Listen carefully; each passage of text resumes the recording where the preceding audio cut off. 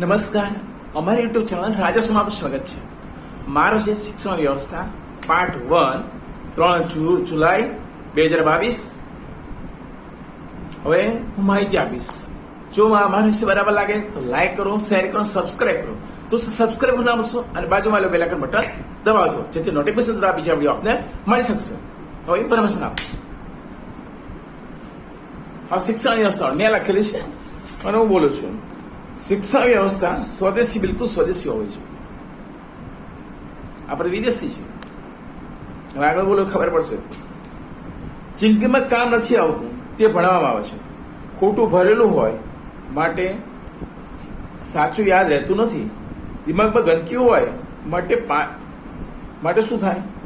પાછો પડે માણસ. એમાં મહેનતું હોય, નબળું દિમાગ હોય, હવે તેને ખોટો કચો દિમાગમાં નાખી દીધો હોય તે નોકરીમાં સિદ્ધિ મળવામાં વાર લાગે, ગ્રહણ કરતા વાર લાગે. ખોટી પહેલા ભરી દીધું છે એટલે ખોટો કચ્ચો ભરી દીધો એટલે શું દિમાગ સાચું ગ્રહણ ના કરી શકે. હોશિયાર પણ હોશિયાર દેખાય નહીં, કારણ દિમાગમાં ગંદકી ભરેલી છે. એક તો માઇન્ડ એવું, તેમાં ખોટકી ગંદકી, એટલે ક્યાંથી આગળ આવે? જેનું માઇન્ડ સારું છે ત્યાંથી તે વધુ સિદ્ધિ હાંસલ કરે છે. હવે ઘણી વાર માણસ હોશિયાર હોય, હવે અમુક તો ત્યાં સુધી પારખું હોય, ખોટી ગંદકી ભરી હોય તો પહોંચી વળે. પણ અમુક તો માઇન્ડ બીજું તો બહુ હોશિયાર હોય, પણ પેલી ગંદકી ભરી હોય ને એટલે કામ ના કરી શકે, દિમાગ કામ ના આપતું હોય. હવે જો યાદ શક્તિ છે એના કરતા વધુ હોશિયાર હોય બીજો અમુક માણસ, પણ ગંદકી ભરેલી છે અગાઉથી શિક્ષા વ્યવસ્થામાં, તો એનું માઇન્ડ ખરાબ થઈ ગયું છે. મને જલ્દી ગ્રહણ નથી કરતું, વધુ સિદ્ધિ હાંસલ કરી શકે તેમ છે, પણ ગંદકીની હિસાબે એને ઘણી જેમ જ ઉઠાવી પડશે બહાર ખોલવા છે. એટલે ગંદકી ના હોવી જોઈએ શિક્ષણ. X+Y કામ આવતું જ નથી. રાજનીતિક સ્થિતિ પૂછ્યું હતું, કામ નથી તો ભણાવો શા માટે આવે છે? જે જિંદગીમાં કામ આવતું નથી તો ભણાવો શું ના પડે? સારું, ટ્યુશન ખર્ચ વધી ગયો. હા, શિક્ષક ના બી છું, શિક્ષક મને ખબર આગળ હું એમ કરાવું છું. હવે આગળ ટ્યુશન ખર્ચ વધી ગયો છે. ભણતર એવું છે, બધા રખડે, જે નસીબ હોય તેને સારી નોકરી મળે. અમેરિકાના પહેલા રાષ્ટ્રપતિ કોણ? George Washington. હવે આપણે શું કામ જ્યોર્જ? આપણે શાકભાજી લેવા જગ્યાએ એમ કે અમેરિકાના પહેલા રાષ્ટ્રપતિ જ્યોર્જ વોશિંગ્ટન શું શાક આપશે આપણને? શાક આપશે આપણને? એનું કામ શું? George Washington. હા, એ અમુક લેવલ જ્યોર્જ શું એના સારા ઘણા સાહસ ભર્યા કામ છે, પણ અહીંયા આપણે સાહસી માણસો ઓછા છે આપણા દેશમાં થયા છે. એક કૂવો હતો કે તળાવ હતું, એમાં એક છોકરો ડૂબતો હતો તળાવની અંદર, અને કોઈની હિંમત નહીં. એમાં એક નવું જુવાન 18 વર્ષનું, અને એને બચાવી લીધું બાળક. એ હતા જ્યોર્જ વોશિંગ્ટન. આગળ જતા અમેરિકાના વડાપ્રધાન બન્યા. ઘણી બધી મહેનત કરી વડાપ્રધાન બનાવવા માટે. દેશમાં ઘણા બધા એને મોટું આંદોલન કર્યું અમેરિકાને આઝાદી આપવા માટે. એટલે પેલા રાષ્ટ્રપતિ હતા. ભાઈ આપણે ક્યાં ભણાવવાની જરૂર છે? પણ આપણે આપણું ભણાવીએ, આપણી ગૌરવ તો ઇતિહાસ એ બધું પછી આવે. આ તો નાટકમાં ઠોકી પાડે જ્યોર્જ વોશિંગ્ટન. જ્યાં આપણું પાવર પાકું મજબૂત થાય પછી થોડું થોડું અપાય. પછી બારના પુસ્તકો મળે જ છે, જેને જે લેવું લઈએ વોશિંગ્ટન વાંચે એ આગળ થોડું આપે ચાલે. કોલેજમાં એથી આગળ આવે તો, અને જેનો અલગ વિષય હોય દાખલા એને આપો, જેમાં નિષ્ઠાત ભણે કે દેશમાં દુનિયામાં કંઈક કરવાનું છે. પણ હવે છોકરાઓ ભણે એને ક્યાં બધું આપવાની જરૂર છે? આગળ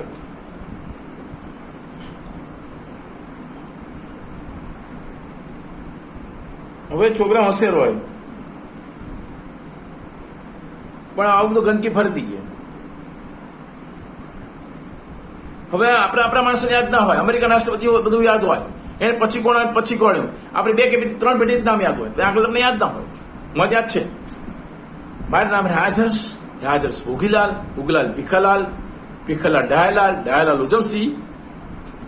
ઉજમસિંહ વનમાળી ઉજમસિંહ માલચંદ અમરચંદ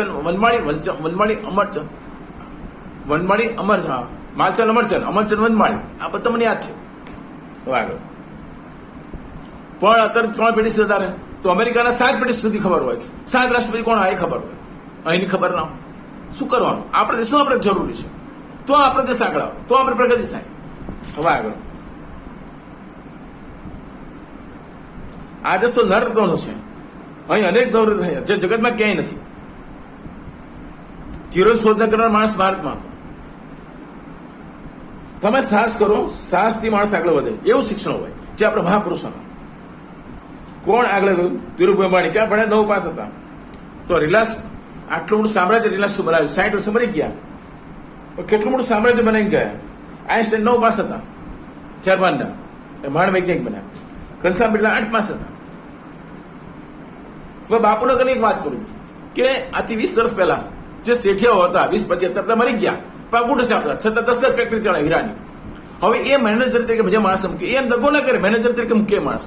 આપણે ભણેલા કરે દગો કરે, એ દો ફેક્ટરી કરે, મોટો ઉદ્યોગપતિ હોય તો કોઈ દગો નથી કરતો.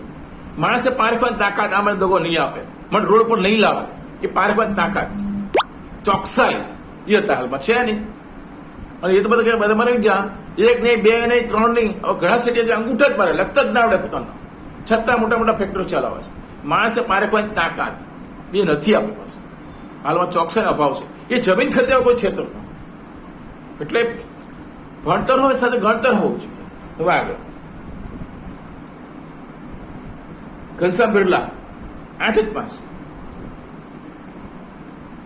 સુરત ત્યાં થોડાક ક્યાં કેવી રીતે આગળ આવ્યા એ આપણે જરૂર છે. છોકરા એ સમજવાનું કે થોડાક કેવી રીતે આવ્યા. એને માણસો કેવું સરસ રીતે માણસો રાખ્યા છે. એટલે માણસો સારા રાખો તો આખો વિચિન કામ કરે. એનો માણસ ખરાબ ક્યારેય નહીં બોલે. થોડાક ક્યાં માણસો જે હીરાનો મોટો માલિક છે એની ગેરેજો ખરાબ નહીં બોલે, ખાનગીમાં નહીં બોલે. એટલું સારું કર્યું થોડાક અને આગળ ગયા છે. આપણને તો ફાલતુ ઇતિહાસ ભણાવે છે, જે દિમાગ બગાડે છે. ફાલતુ ઇતિહાસ ભણાવે છે. અમેરિકન રાષ્ટ્રપતિ યાદ રહે, તે મારા પરિવારના પહેલા દાદા હતા કે દાદી કોણ, પહેલા પિતા કોણ, અમેરિકન રાષ્ટ્રપતિ યાદ હશે. આ નહીં ગયો. અહીં 2 કે 3 પેઢી પણ અમેરિકામાં જોર્જ વોશિંગ્ટન પછી કેટલા થયા તે વારા પણ યાદ હશે. આ કેવું શિક્ષણ? ઢાઈ નામ આપણા પોતાની યાદ હોય, આગળ તો યાદ ના હોય. કેનેડાના ક્લાઇમેટ જણ હવે ભણવામાં આવતું નાના હતા ત્યારે, બીજાને બી ઘણા લોકો ભણ્યા હશે. કેનેડાના જલવાયુ આપણે શું જરૂર છે એ ભણવામાં આવે. આપણે જે સભ્ય રહીએ છીએ, આપણે જ્યાં રહીએ છીએ, જે રાજ્યમાં રહીએ છીએ તેનું જળવાઈ જતું હોવું જોઈએ. ખોટું કચરો નાખવામાં આવે તો સાચું યાદ રહે નહીં. અકબર મહાન હતો, શું કામ? અકબર મહાન હતો, આપણે શું કરવાનું? અને ખરી ઇતિહાસ ખોટો જ ભણાવે છે. અકબર મહાન હતો. આ મુસ્લિમો બહારથી જે આ મુસ્લિમો વટલાયા છે. અકબર બહારથી આવ્યો. એના આપણે બાબરે પુત્ર હુમાયુન પુત્ર અકબર, અને ત્યાર પછીનો વંશ છે હિન્દુ રાણી વંશ છે દિલ્હી. ઔરંગઝેબ કભી કભી જે ગુજરાતમાં આવતું હતું એમાં બી આવી ગયું. ઔરંગઝેબ હિન્દુ રાણી છોકરો, રજપૂતાણી. પણ હવે આ ઇતિહાસ ભણી શું કરવાનું છે? અકબર મહાન હતો. અકબર મહાન હતો. કેટલા ખરાબ કામ કર્યા છે.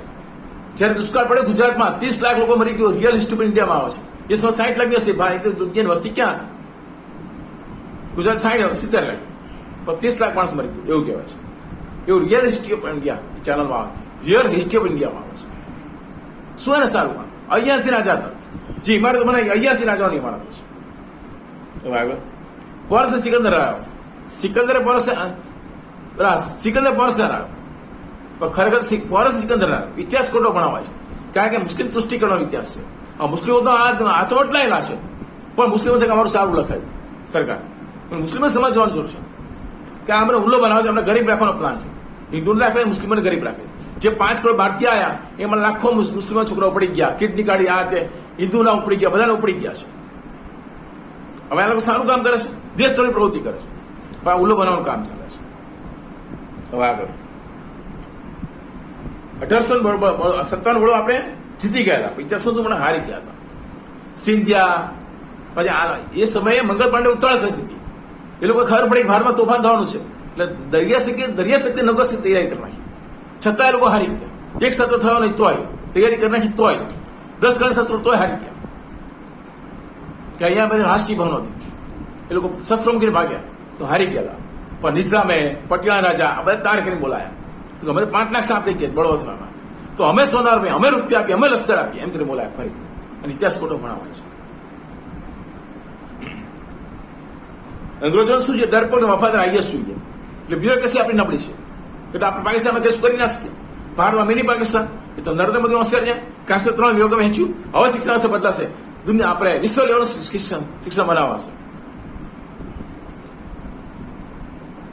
ભણી કેટલું કામ આવે, કેટલું યાદ આવે, રોજ કેટલું કામ આવે છે. અને જવાહરલાલ એ બ્યુરોક્રેસી ચાલુ નથી આઈએસ, જે આપણે નડ્યા જ કરે. એના સ્વાર્થ માટે બધું કર્યું. અને આપણે નડે રાખ્યું. બાળકો પર બોજો નાખવામાં આવશે. પહેલા ચોપડા ઓછા હતા, ભણતર વધારે હતું, બરાબર. અંગ્રેજો હતું, પણ અંગ્રેજો શિક્ષણ તો જોવા વસ્તુ જોવા એમનું જ નાખ્યું. પણ પછી કેટલું બધું વધી ગયું. કોન્વેન્ટ સ્કૂલનું એ સૌ કોન્વેન્ટ સ્કૂલનું હતું, અને બોજો વધી જાય એટલે કશું યાદ શું રહે? ચોપડા લઈ જવાનું. પહેલા તો ઓછું લેતા ને અને વધુ મેળવતા હતા, તો કેટલું નુકસાન કરીએ છીએ વધારે બોજો આપીને. છોકરો વેળ જાય કશું મળે નહીં. અંગ્રેજો ખોટું ભણતર મૂક્યું, પણ આ સરકાર અંગ્રેજ જેવી થઈ ગઈ છે, સૌ અંગ્રેજ થઈ ગઈ છે. ચોપડા ઢગલા કરી દીધા. કાસ્ટમાં ખોટું શિક્ષણ. હવે મજબૂતી સાથે સંસ્કૃત ચાલુ કરી. તમારા બાપ દાદા હિન્દુ હતા એટલે ખોટું ના ભરાવા શિક્ષણ ખોટું આપવામાં આવ્યું. આ પછીના વિડીયોમાં આપીશ. આ વિડીયો મારો લાંબો ચાલશે. હવે છોકરા આત્મહત્યા કેમ કરે છે? શિક્ષકો જવાબદાર છે, અને એને શિક્ષકો શિક્ષણ વ્યવસ્થા બી ખોટી છે. તો અને શિક્ષકો જવાબદાર શિક્ષકો ભણાવતા નથી. બહુ ટાઈમ મ્યુનિસિપાલિટી, હું 20-25 વર્ષ પહેલા ગુપ્તાને ભણાવવા જતો. હું અમદાવાદ વાસ રાખતો, ચુપડે ભણાવવા જાઉં. મ્યુનિસિપાલિટી છોકરા ભણે, ચટ્ટામ ભણે અને સરળ બાદ બાકી ના આવે. આપણે મહિનામાં તૈયાર કર્યા વાંચતા લખતા. હવે લોકો શું ભણાવતા જ નથી. મેં મહિનામાં વાંચતા કરી દીધા, સરળ બાદ બાકી શીખવાડતા કરી દીધા, ભાગાકાર શીખવાડતા, ગુણાકાર શીખવાડતા છોકરાઓ. એ લોકો કશું વર્ષો કશું શીખવાડતા નથી. હવે આ લોકો 10 ગણો પગાર લે પ્રાઇવેટ કરતા, છતાં પ્રાઇવેટનું રિઝલ્ટ શું? એમનું કઈ નહીં. પ્રાઇવેટ ઓછો પગાર આપવામાં આવે છે, પૈસા સંચાલકો ખાઈ જાય, ખોટી સહીઓ કરવામાં આવે છે. હવે આગળ મુંબઈ જેવા મોટા શહેરોમાં ઇંગ્લિશ મીડિયમ બાળાને એટલું લેસન કે તેને રમવાનો સમય નથી મળતો. પરીક્ષા પદ્ધતિ ખોટી માટે આત્મહત્યા છે. બીજું અધ્યાપક ભણાવતા નથી, તો અધ્યાપક ફેલ કરવા જોઈએ ને, છોકરાને ફેલ કરે.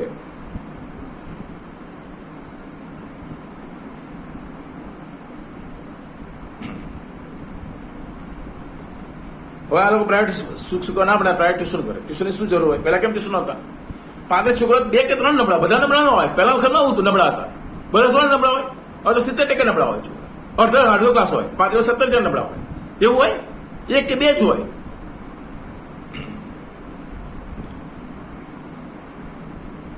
મોટા ભાગના ટ્યુશનો હોય છે. ભૂતકાળનું કેમ રિઝલ્ટ ઊંચા આવતા, પરિણામ કેમ આટલા બધા ડફોળ છોકરા હતા? તો સરકારે નિયમ કરવો જોઈએ કે ભાઈ આટલું રિઝલ્ટ આવવું જ જોઈએ. પરિપત્ર બહાર કરો, શાળા બંધ કરો. 35માં 23 છોકરા નબળા હોય એવું થોડું ચાલે. પેલા વખત કેમ નહોતું? તમારા વખતમાં થાય છે તો ભણાવતા નથી. આનો અર્થ એ થયો. પાપ કરતા વિચારો મેં એના 108 વિડીયો મૂક્યા છે, જોજો. કર્મના ફળ એના બી વિડીયો મૂક્યા છે, પાપનો અધિકારી એના બી વિડીયો મૂક્યા છે. એટલે આ વેલ્યુ ઉડતા હશે, ખોટા કામ કરો, ખબર ના હોય આ બે મૂક્યું છે.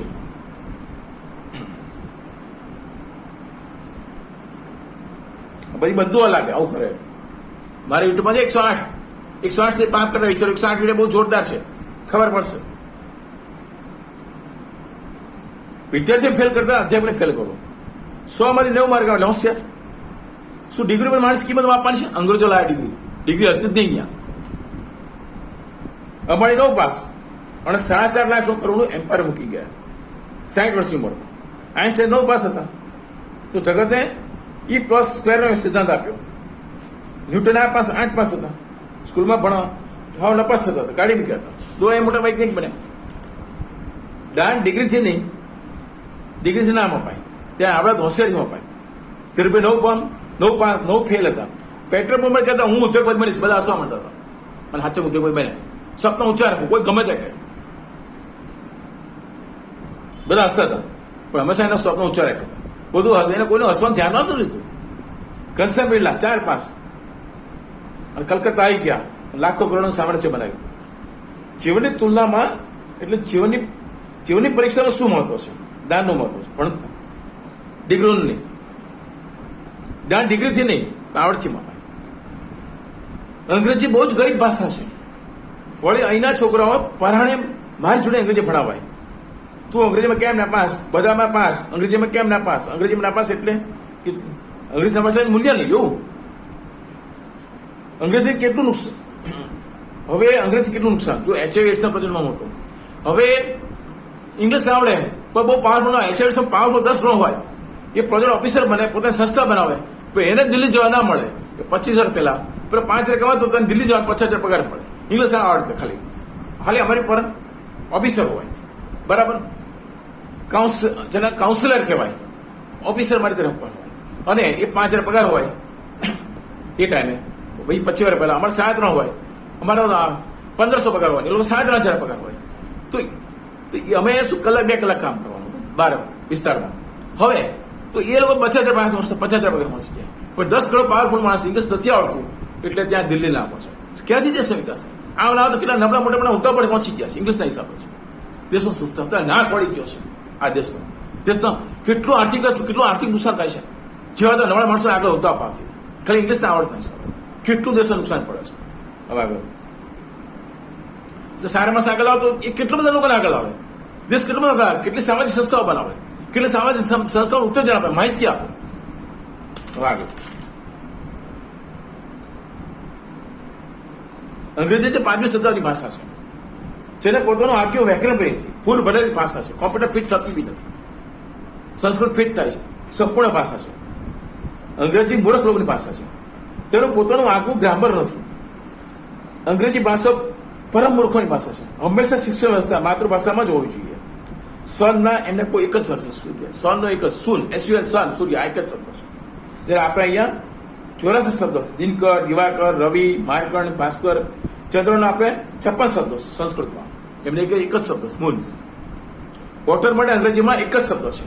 આપણી પાસે ઘણા શબ્દો છે. તળાવનું પાણી અલગ, દર્દી નાળાનું પાણી અલગ, કુવાનું પાણી અલગ, અવળનું પાણી અલગ, કિચડનું પાણી અલગ. અંગ્રેજી કેટલી ગરીબ ભાષા છે.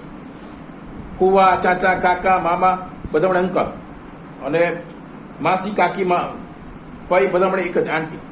અંગ્રેજી ભાષા શબ્દોને જોડતી નથી. કેટલી મૂર્ખ ભરેલી ભાષા છે, કેટલા નબળા અંગ્રેજો છે. અને એક તો હાર્ડ લેવલ ભાગ્ય જ થાય, હાર્ડ લેવલ સખત થાય. તો આમાં સમજું શું? કોઈ નાનો મેનેજર એમ કે મોટા મેનેજર લેટર લખી બેંકમાં, આમ હી વોઝ હાર્ડલી વર્કિંગ, તો કામ કરતો જ નથી. તો જે કામ ના કરતો મળતી મજા, ના કરતો મળતી મજા, આવું થાય જ નહીં. હવે આગળ જે અંગ્રેજી ભણ્યા તેમની અક્કલ મારી ગઈ છે. ઘણા માતૃભાષામાં અને અંગ્રેજી ખીચડી ભાષા વાપરે છે. એટલે કે આ માતૃભાષા વાપરે અંગ્રેજી ખીચડી ભાષા. એનો દાખલો આપો, કોઈ ભાઈનું બહાર ગયો, કોઈ ભાઈનું નામ રામદયાલ હોય, એની મિસિસમાં ગાયત્રી, નારાયણ દેવી હોય, છોકરા નામ ટિંકુ હોય. ટિંકુ એટલે અમારા લડકા વેસ્ટર્ન ડિગ્રીમાં, વેસ્ટર્ન ડિક્શનરીમાં છે. અમારા લડકા જે આજ્ઞાગીત ન હોય તો બધા આજ્ઞાગીત છોકરાને ટિંકુ કહો છો. રોબ હોશિયાર બનાવવાની ઇંગ્લિશ શબ્દો વાપરે, ટિંકુ ને આવા વટ પડે. સીસ માં મિસિસ, હોશિયાર બનાવવાની મિસિસ. મિસિસ એટલે શું? ભારતમાં સ્ત્રી પુરુષ કપડા બદલે તે પુરુષો બદલે. સ્ત્રીને 20 પુરુષો એને મિસિસ કહેવાય. સ્ત્રીઓ કપડા બદલે એમ સ્ત્રીઓ પુરુષો જ કરે, અને પુરુષો બી જેમ કપડા બદલે એમ પુરુષો બૈરા બદલે. એક પુરુષને 20 સ્ત્રી અને એક સ્ત્રીને 20 પુરુષ. સ્ત્રીગ્રમંત એક્સ્ટ્રા મેરિટલ અફેર્સ 40 લગ્ન બી થાય, 41 લગ્ન બી પુરુષ કરે છે, સ્ત્રી બી કરી શકે. આપણે ધર્મપત્નીને મિસિસ કહીએ છીએ, પતિદેવને મિસ્ટર કહીએ છીએ. હવે હસબન્ડ વાઇફ નો અર્થ શું? ત્યાં છે ને, ત્યાં લગ્ન એવું થાય છે કામ વિકાસથી, ભોગ પ્રધાન લગ્ન. ત્યારે અહીંયા ધર્મ યોગ પ્રધાન લગ્ન થાય છે. માટે અહીં પતિદેવ ધર્મ પત્ની આવે, ત્યાં હસબન્ડ વાઇફ છે એટલા માટે કામ વિકાસ લગ્ન થાય છે. તો આપણે એ શબ્દ અહીં લાવી દીધા. મેડમ એટલે વિષયનો જે અડ્ડો હોય વિષયનો છે આખો બેન કોઠો હોય, એમાં પ્રમુખ વિષયને મેડમ કહેવાય. આપણે બેનને કહીએ, બૈરાને કહીએ, છોકરીને કહીએ, બધા મેડમ કહીએ છીએ.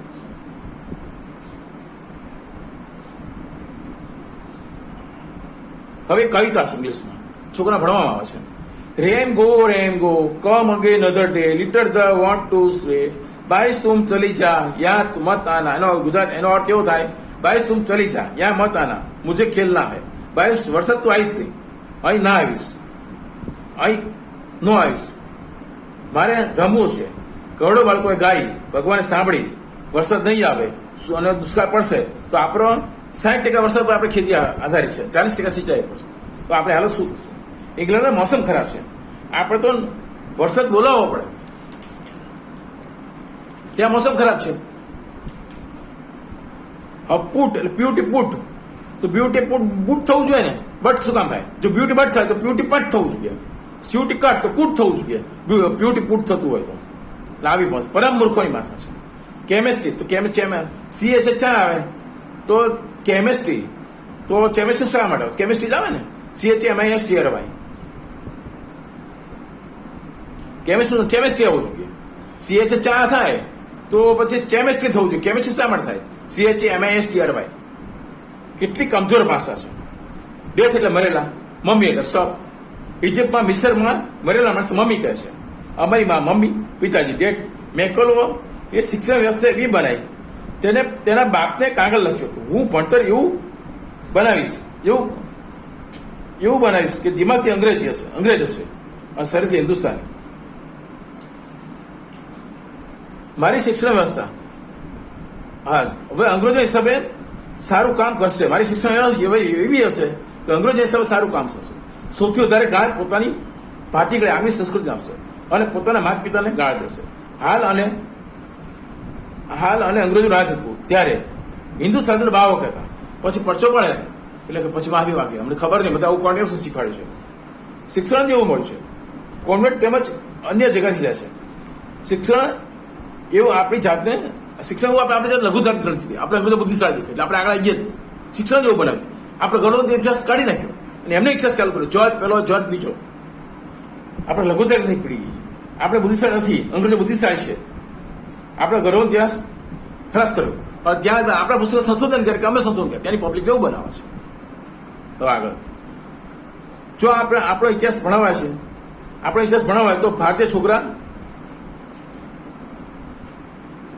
હવે એ ઇતિહાસ અંગ્રેજો માન કે અને આપણો ઇતિહાસ ભણાવાય તો આપણે વિકાસ થાય. ઇતિહાસ ભણાવે અંગ્રેજો માન ના કે આપણો ઇતિહાસ ભણી ગયા. માટે આવી કેવળ વળી હિન્દુ સાધન બા વગે પણ ચમત્કાર બાદ માફી માંગે. શિક્ષણ જેવું મળ્યું છે આપણે કશું નથી એવું આપણે થાય છે.